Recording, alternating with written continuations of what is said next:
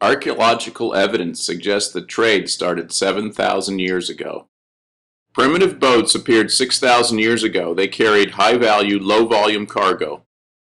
Trade expanded along the Nile, Euphrates, and Indus rivers. Cargoes became bulkier and more perishable. About 700 BC, Phoenician ships and sailors opened the Mediterranean to trade. From Phoenicia in the east all the way to the gates of Suez or Gibraltar in the west.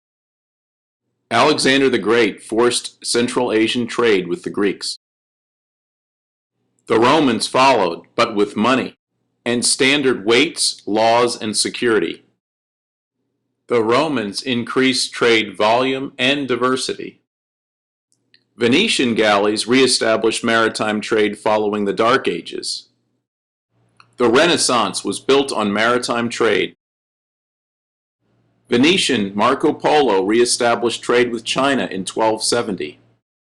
Trade moved with cooperation from the Arabs, on dhows crewed by sailors of the Sinbad era.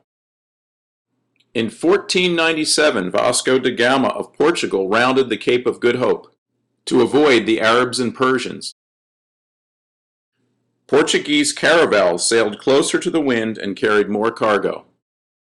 In the meantime, Christopher Columbus opened the New World in 1492. Spanish galleons immediately began their exploitation of America's riches. John van Linschoten of the newly independent Protestant Dutch Republic acquainted his countrymen with the secrets of the Spice Islands in 1596, paving the way for the successful Dutch East India Company. Meanwhile, Francis Drake of Elizabethan England would inspire English sea trade and plunder in 1580. In 1600, Queen Elizabeth chartered the British East India Company. Modern globalization was in gear. By 1670, King Charles II granted the East India Company rights to mint money, command forts, form alliances, and make war in India. In the Americas, England chartered the Hudson Bay Company, established New York and New Jersey when the Dutch surrendered New Amsterdam, and encouraged privateer Henry Morgan to sack Panama City. After Britain's Glorious Revolution of 1688, economist Joshua Child promoted mercantilism, which lowered interest rates and controlled English trade with its colonies.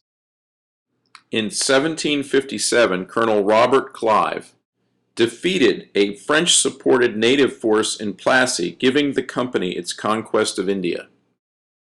In 1776, Adam Smith published Wealth of Nations, which defined capitalism.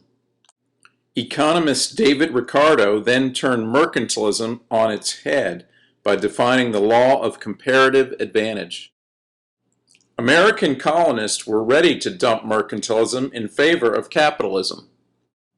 In 1783, the colonies won their independence.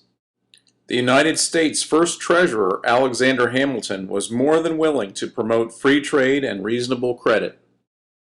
A new era of maritime trade was off and running. America's seaports exploded with trade.